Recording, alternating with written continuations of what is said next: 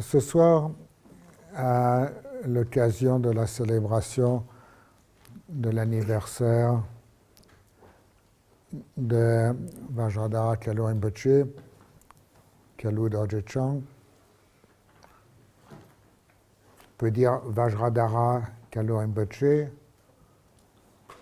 Vajradhara c'est en sanskrit, ou Kalu Dorje Chang en tibétain, Dorje Chang, Vajradhara, Vajradhara en sanskrit, Kalu Dorje Chang en tibétain. À l'occasion de son anniversaire, l'anniversaire du 27e année de son Parinirvana,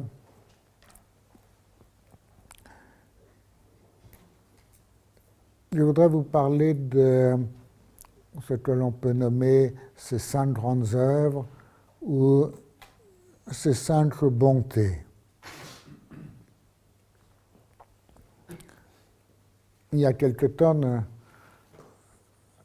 lorsque j'en parlais à Jamduen Kentin Situpai, il me disait, mais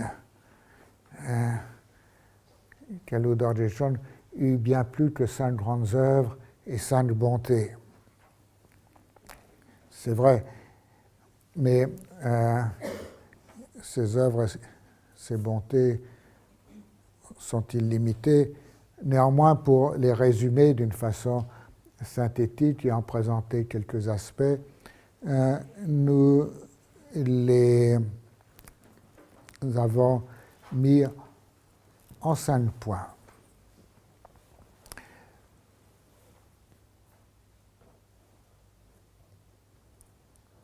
La vie, l'exemple de notre maître est quelque chose de très important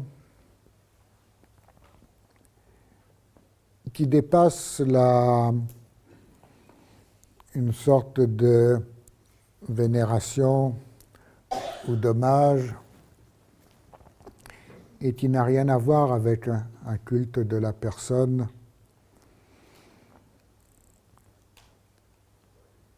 Dans la tradition, il y a toujours ce qu'on appelle des namtars, des exemples de libération, des vies de libération. Et tous les grands maîtres ont leur namtar, la présentation de leur vie de libération. Celle-ci est très précieuse, très utile pour nous, disciples,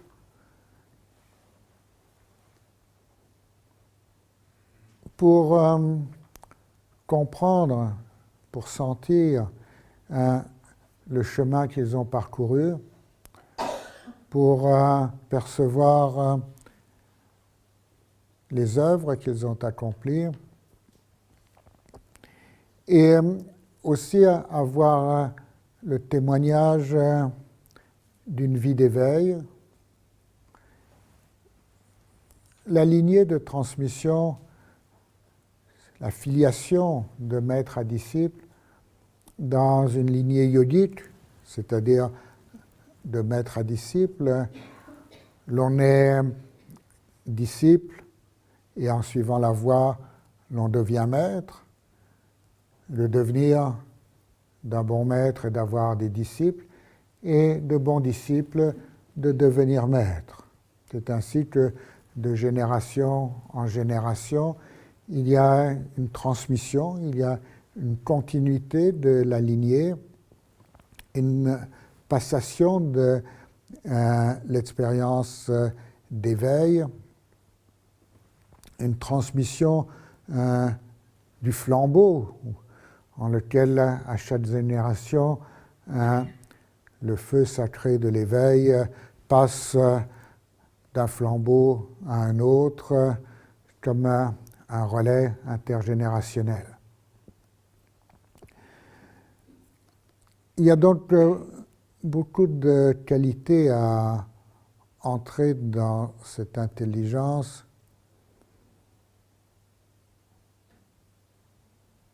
et une grande inspiration.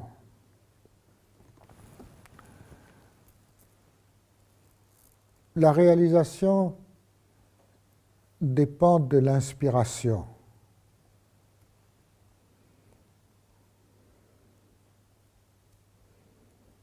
L'inspiration étant l'état en lequel l'on aspire et s'oublie. Ce matin, je parlais d'aspiration à l'absolu dans l'abnégation de soi. C'est l'inspiration qui nous permet ainsi de lâcher prise, de nous abandonner, de nous dépasser et de nous ouvrir à une réalité plus grande, à, comme disait tout à l'heure Sukhasidhi,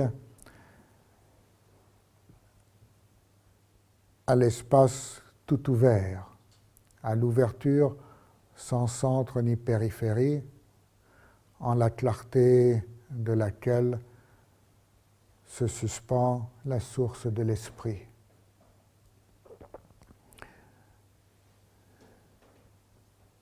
Parce qu'il est ainsi très important de témoigner des œuvres et de l'activité de nos ancêtres dans la lignée et de notre lama source en particulier. Nous avons avec différents anciens de la lignée pensé qu'il serait bien de faire un film et un livre pour commémorer Kalu Dorje Chand et que ce soit un témoignage de sa vie, de son œuvre.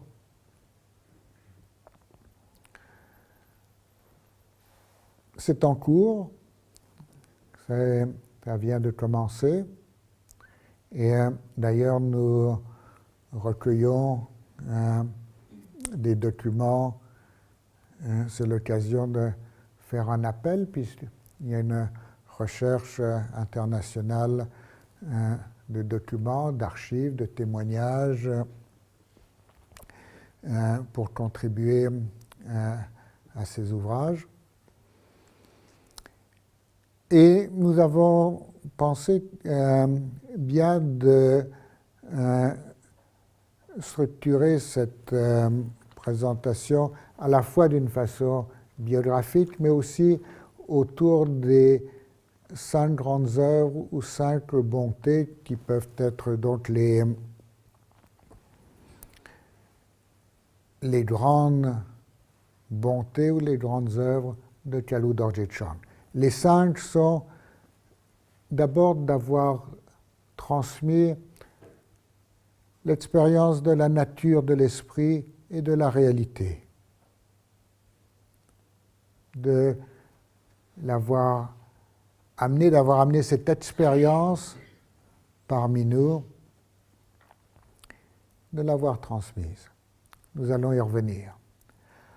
Ensuite, il a constitué de par le monde des centres de retraite pour la pratique yogique et pour la transmission de toute la tradition et pour l'éveil de cette expérience essentielle de la nature de la réalité et de l'esprit. Sa troisième grande bonté a été d'essaimer à tout vent de par le monde des cercles de pratiquants, des centres de retraite, là des cercles de pratiquants, des centres du Dharma urbains, là où sont ceux qui pratiquent dans la vie quotidienne. Sa quatrième grande œuvre, qui est plus au niveau de l'étude, a été d'entreprendre la traduction de l'encyclopédie des connaissances traditionnelles. Et sa cinquième a été ce que l'on nomme aujourd'hui les Cayumenlam, une grande rencontre annuelle à Bodh Gaya qui regroupe des dizaines de milliers de pratiquants pour des souhaits. Donc, revenons sur ces 5 bontés. La première est la transmission de la nature de la réalité de l'esprit. Non pas dans un discours, non pas dans une philosophie, mais dans l'inspiration yogique, dans la transmission, l'éveil de l'expérience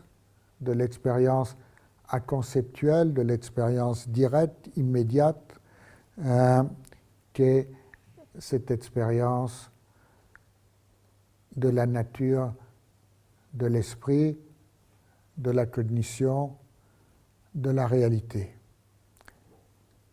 Elle a beaucoup de noms. Elle se nomme l'état de Mahamudra, l'état de Dzogchen,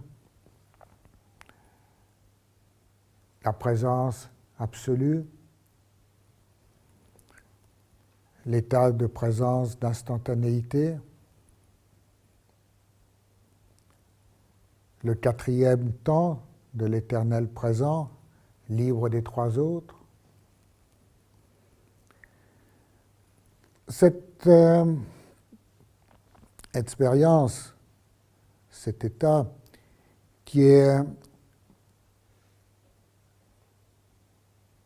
Mahamudra, Dzogchen, est le cœur, l'essence de tous les enseignements du Bouddha. Il en est le fond, il en est l'origine et la réalisation. Et non seulement cette réalisation, cette expérience, cet état est-elle le cœur des enseignements du Bouddha, mais elle est aussi véritablement le cœur et l'essence de toute spiritualité authentique, dans son fond, dans son essence.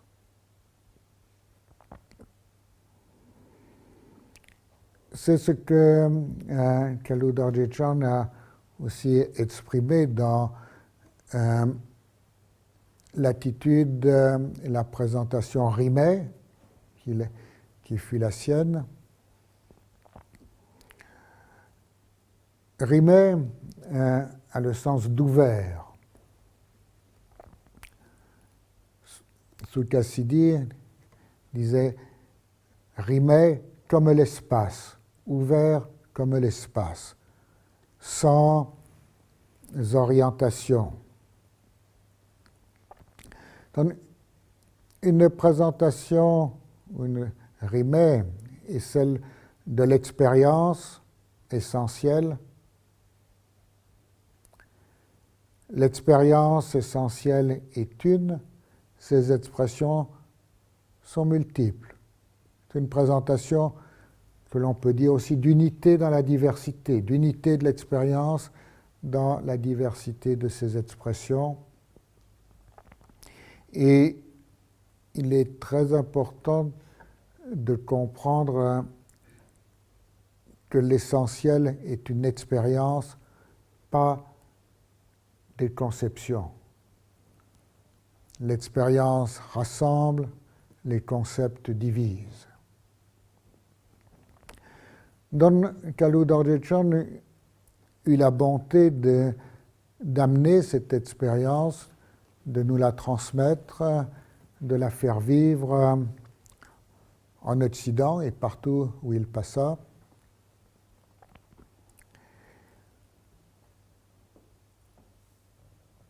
Que ce soit dans la tradition tibétaine, que ce soit dans la tradition du Bouddha, ou que ce soit même dans d'autres traditions spirituelles, on ne saurait surestimer l'importance de cette expérience et de cette transmission. Te donne sa plus grande bonté, sa plus grande œuvre, et des 5, la première. Mais comme il s'agit d'une expérience qui ne se transmet pas comme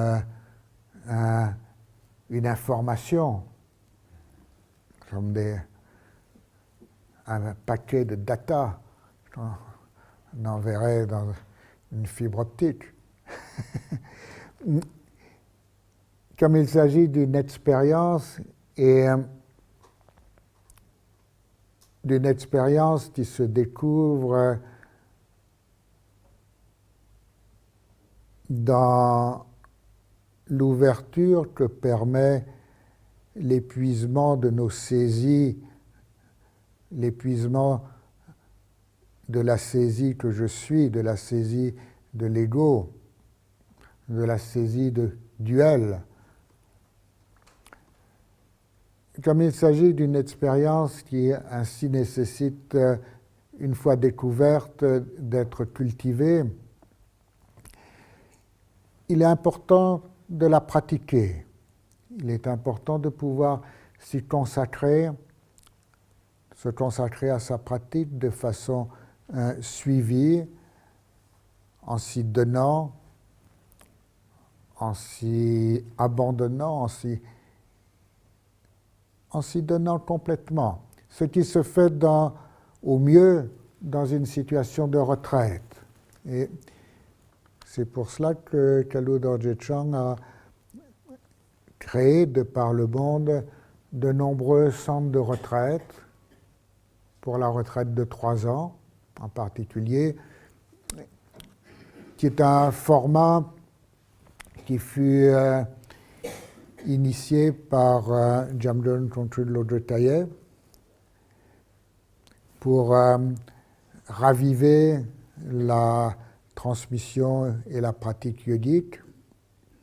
Jamdön Trungtrul Lodrö Tayé, au XIXe siècle, mit en place ce format de la retraite de 3 ans, là où il était, à Tsantralai Chendra, à côté du monastère de Pepung, dans le Kham, l'est du Tibet. C'est là que aussi Kalu Dorje Chang fut maître de retraite. Ce format donne l'occasion d'une transmission complète de l'essentiel de la voie yogique. Et c'est là aussi sa deuxième bonté que d'avoir transmis et d'avoir offert la transmission complète de cette tradition du toit du monde qui maintenant vit et se continue en Occident. Cela s'est ainsi fait dans et par ce centre de retraite, Losum Chosum.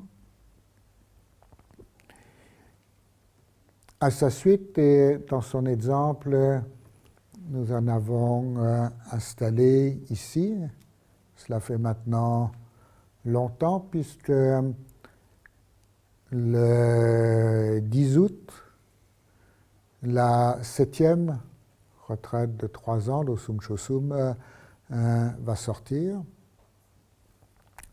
Donc à raison de 4 années par retraite avec les intervalles, ça fait une 30aine d'années. Ce fut sa deuxième grande bonté que d'offrir la tradition complète pour permettre la réalisation de la nature de l'esprit expérience dans et par cette formule de retraite. Mais comme il n'est pas possible que tous dans le monde moderne fassent 3 années de retraite, et qu'il est dans tous les cas aussi nécessaire et important, indispensable de pratiquer là où l'on est, la voie commençant là où l'on est, qui que l'on soit, où que l'on soit. Il a développé de par le monde des centres du Dharma, comme aussi ici, ce lieu qu'il a nommé Shedup Chulin, c'est-à-dire le lieu pour l'étude et la pratique du Dharma. Il en a, au fil de ses pérégrinations dans le monde, inspiré plusieurs centaines. Ces centres du Dharma, cercles de pratiquants, sont des lieux qui permettent, dans la vie quotidienne, contemporaine, d'entrer dans la compréhension, dans l'expérience du Dharma et d'intégrer celle-ci tout en ayant une vie sociale, professionnelle, familiale, comme tout un chacun. C'est la voie yogique dans la vie quotidienne. Et elle s'est développée maintenant même de telle sorte que la transmission complète y est possible, avec une forme de retraite parallèle qui permet, tout en ayant une vie active, intégrée, de suivre l'ensemble des transmissions et des pratiques de la tradition yogique. Ce fut sa 3e grande bonté. La 4e est d'avoir rendu disponible le cœur de la tradition dans sa compréhension et scripturaire, initiant la traduction de l'encyclopédie des connaissances traditionnelles, un ouvrage de Jamgon Trongchul Lodro Tayé, qui, en une dizaine de volumes, ça dépend des éditions, mais constitue une encyclopédie qui résume tout le cœur du Dharma et tout l'essentiel de la science traditionnelle qu'est le Dharma et des différentes sciences traditionnelles qui gravitent autour.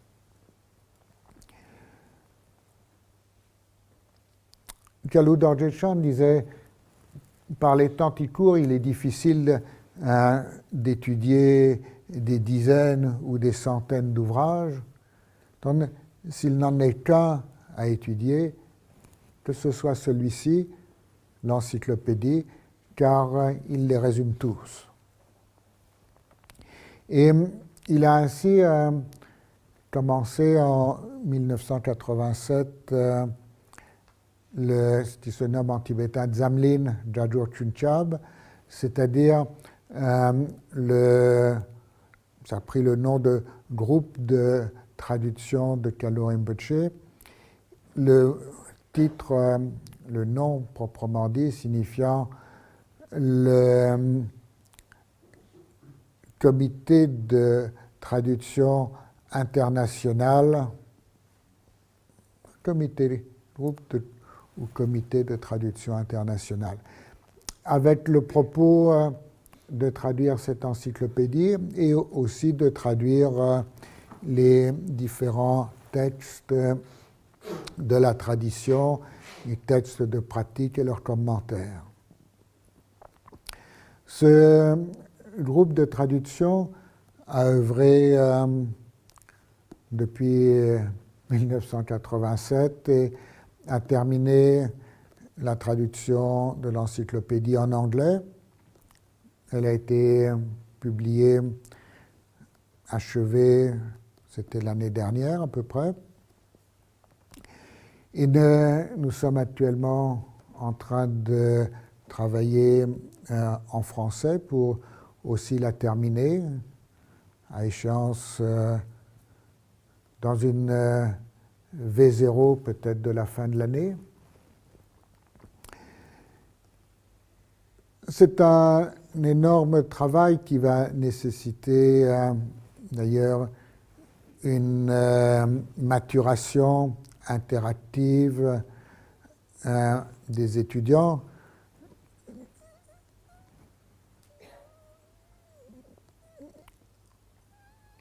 Les traductions du sanskrit en tibétain, pour se caler bien, ont pris quelques centaines d'années. Donc, avec les communications plus rapides que nous avons aujourd'hui en Occident, on peut espérer que ça prenne peut-être 10 fois moins de temps, mais ça fait toujours encore un certain nombre de dizaines d'années. Donc le processus est encore en cours.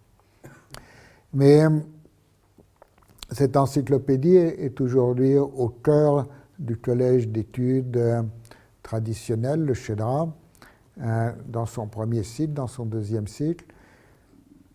Donc c'est l'essence de la tradition dans sa dimension scripturaire et intellectuelle. Mais là aussi dans une perspective yogique qui est comprendre dans l'expérience. Ce fut sa quatrième grande bonté que d'avoir rendu cette encyclopédie disponible et d'avoir encouragé les traductions dans différentes langues. Et nous espérons que celle-ci, cette traduction, pourra se faire encore, pas seulement en anglais et en français, mais en d'autres langues européennes et d'Asie, en chinois et d'autres, qui sait.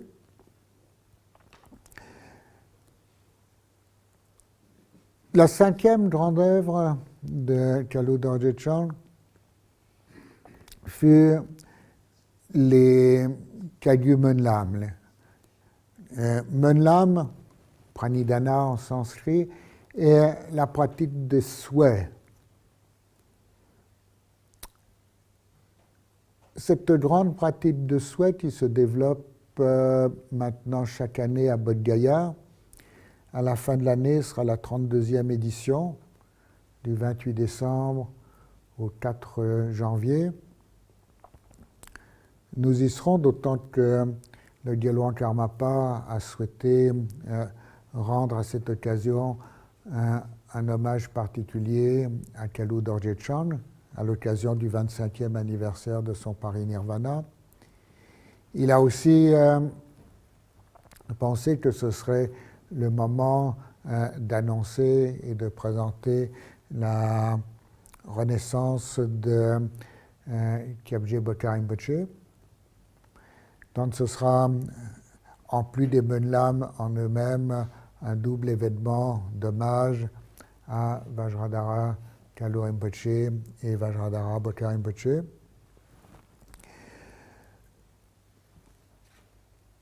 Les prières de souhait sont beaucoup plus que de faire des souhaits comme cela, comme on pourrait le vivre. On fait un souhait. Mais il s'agit de faire un souhait du fond de son cœur, dans le fond du fond de son cœur, et les souhaits que l'on exprime, que l'on vit et que par là même l'on imprime dans le fond du fond de son cœur sont des empreintes qui vivent en nous et qui, profondément vivant en nous, aussi nous animent notre vie, animent nos actions, nos faits et gestes, et non seulement les animent, mais aussi, et il y a là quelque chose qui peut être difficile à comprendre, mais dans le jeu d'interconnexion et de coïncidence inconcevable et illimitée, amène l'actualisation, la réalisation et la manifestation de ce qui est souhaité. Donc, faire des souhaits, ainsi de profonds souhaits du cœur, est une pratique extrêmement importante. Et c'est ainsi que Kalu Dorje Chand l'a mise à l'honneur à Bodh Gaya, au siège Vajra, là où le Bouddha Sakyamuni s'est éveillé. Depuis maintenant dans 32 ans, puisque ce sera la 32e édition, cette pratique s'est assemblée, agrandie, à la suite de Vajradhara Kalu Rinpoche.